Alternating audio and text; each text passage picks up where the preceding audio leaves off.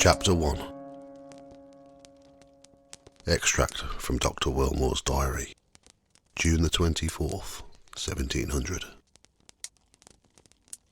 Rode to the Great Horse Fair at Bromsgrove. My saddlebags well stuffed with my infallible remedies, prepared after the prescriptions of my ever-to-be-honoured master, Dr. Nicholas Culpeper, of the most part of which I disposed to good advantage. Late in the evening, failing to meet there my neighbours, in whose company I was to have returned, was fain to ride alone. Crossing the open country as you go up towards Butler's Hill, it being then almost dark, 2 horsemen came upon me, and laying hold of my mare by the bridle, offered me violence with their pistols. They had for their disguise black masks tied over their faces, but that they were gentlemen was to be known by their horses, dress, and speech, and in truth, of the name and quality of one of them, I make no question. Seeing that I was in their hands, and unable to help myself, I held it best to entreat them humbly and to pray them to release me, a poor old man, and beneath the notice of their worships.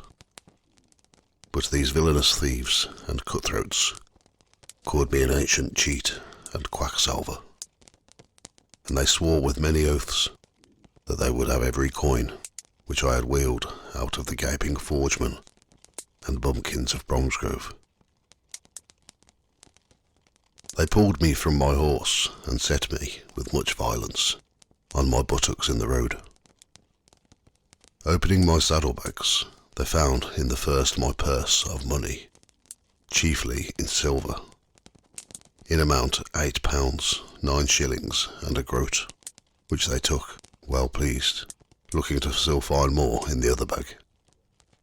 But when they came to it, and found in it only such of my medicines as remained unsold, they reviled me by many foul names, and one of them swore he would shoot me for having so disappointed them.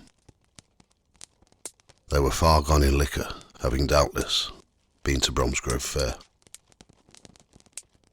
The other answered that it would be folly to waste good lead upon one such as I was, and that it would be more fitting to make an end of me, as I made an end of others, namely with my own medicines.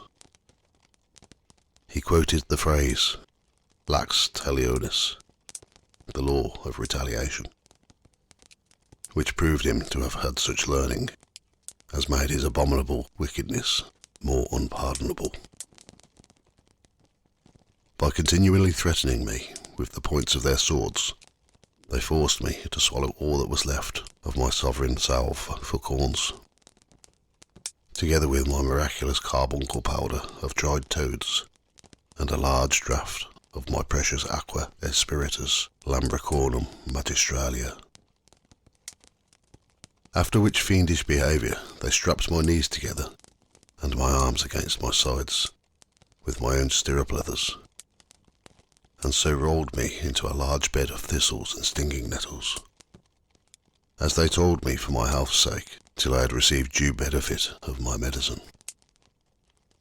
There they left me, driving off my mare before them. Of the qualms, retchings, and pain I endured, words serve not to tell. I was unable to rise by reason of the tightness of my bonds, and when my pains caused me to roll to and fro, the nettles and thistles vexed me greatly, grievously. And there I might have lain till I died, had not young Thomas Spencer of Waite's Farm come that way, who released me from my bonds and brought me my saddlebags, in which were aqua vitae and some other cordials, of which I stood sorely in need. Also he set me upon my mare, and brought me to my own door at the gatehouse.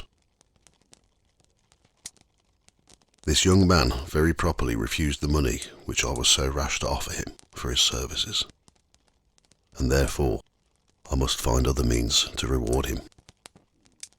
since I am well assured that one of these gentlemen cutthroats was young George Cooks of Norgrove Hall, and that any attempt of mine to obtain justice upon him would frustrate it through the influence of Sir Thomas Cooks of Bentley, to whom he is some cousin. I am resolved to take my own private measures for his punishment, and more especially for the recovery of the money.